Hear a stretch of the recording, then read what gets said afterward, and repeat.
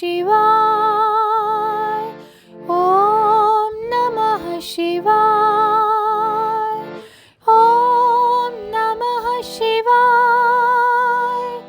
ओम नमः शिवाय।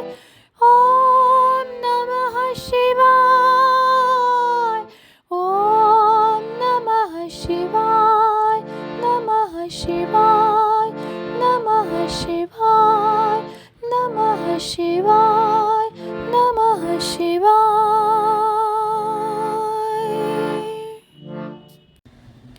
विदल और उत्पल नामक दैत्यों का पार्वती पर मोहित होना और पार्वती का कंदुक प्रहार द्वारा उनका काम तमाम करना, कंदुकेश्वर की स्थापना और उनकी महिमा। सनत कुमार जी कहते हैं, व्यास जी, जिस प्रकार परमेश्वर शिव ने संकेत से दैत्य को लक्ष्य कराकर अपनी प्रिया द्वारा उसका वध कराया था, उनके उस चरित्र को तुम परम प्रेम पूर्वक श्रवण करो। विदल और उत्पल नामक दो महादैत्य थे। उन्होंने ब्रह्मा जी से किसी पुरुष के हाथ से न मरने का वर प्राप्त करके सब देवताओं को जीत लिया था। तब देवताओं ने ब्रह्मा जी के पास जाकर अपना दुख सुनाया। उनकी कष्ट कहानी सुनकर ब्रह्मा जी ने उनसे कहा, तुम लोग शिवा सहित शिव का आदर पूर्वक स्मरण करके धैर्य धारण करो। वे दोनों दैत्य निश्चय ही देवी के हाथों मारे जाएंगे। शिवा सहित शिव परमेश्वर कल्याणकर्ता और भक्तवत्सल हैं। वे शीघ्र ही तुम लोगों का कल्याण करेंगे। सनत कुमार जी कहते हैं, मुने, देवों से यूँ कहकर ब्रह्मा जी शिव जी का स्मरण करते हुए मौन हो गए। तब देवगण भी आनंदित होकर अपने अपने धाम को लौट गए। एक समय नारद जी के द्वारा पार्वती जी के सौंदर्य की प्रशंसा सुनकर वे दोनों दैत्य उनका अपहरण करने की बात सोचने लगे और पार्वती जी जहाँ गेंद उछाल रही थीं वहीं वे जाकर आकाश में विचरने लगे। वे दोनों घोर दुराचारी थे। उनका मन अत्यंत चंचल हो रहा था। वे गणों का रूप धारण करके अंबिका के निकट आए। तब दुष्टों का संहार करने वाले शिव ने अवहेलना पूर्वक उनकी ओर देखकर उनके नेत्रों से प्रकट हुई चंचलता के कारण तुरंत उन्हें पहचान लिया। फिर तो सर्वस्वरूपी महादेव ने दुर्गति नाशिनी दुर्गा को कटाक्ष द्वारा सूचित कर दिया कि ये दोनों दैत्य हैं, गण नहीं। तात तब पार्वती अपने स्वामी महाकौतुकी परमेश्वर शंकर के उस नेत्र संकेत को समझ गईं।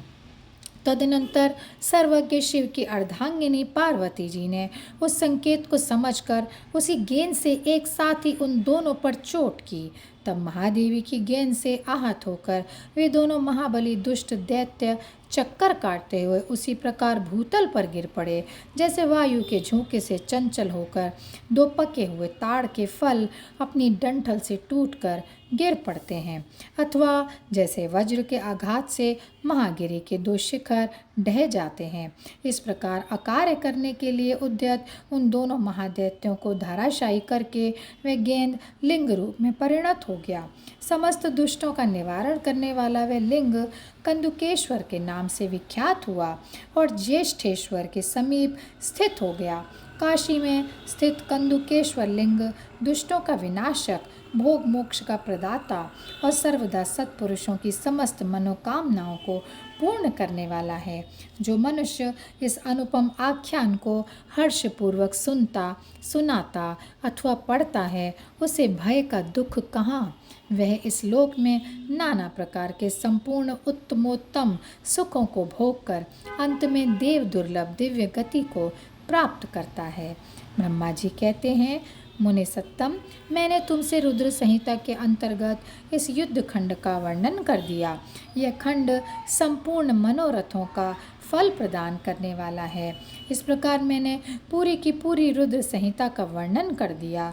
यह शिव जी को सदा परम प्रिय है और भक्ति मुक्ति रूप फल प्रदान करने वाली है। सूत जी कहते हैं, इस प्रकार शिवानुगामी ब्रह्मपुत्र नारद शंकर के उत्तम यश को तथा शिव शत नाम को सुनकर कृतार्थ हो गए। यो मैंने संपूर्ण चरित्रों में प्रधान तथा कल्याणकारक यह ब्रह्मा और नारद का संवाद पूर्ण रूप से कह दिया। अब तुम्हारी और सुनने की क्या इच्छा है? यहीं पर यह अध्याय समाप्त होता है। ओम नमः शिवाय, ओम नमः शिवाय, ओम नमः शिवाय। ॐ नमः शिवाय, ॐ नमः शिवाय, ॐ नमः शिवाय, ॐ नमः शिवाय, ॐ नमः शिवाय, ॐ नमः शिवाय, नमः शिवाय, नमः शिवाय, नमः शिवाय, नमः शिवाय।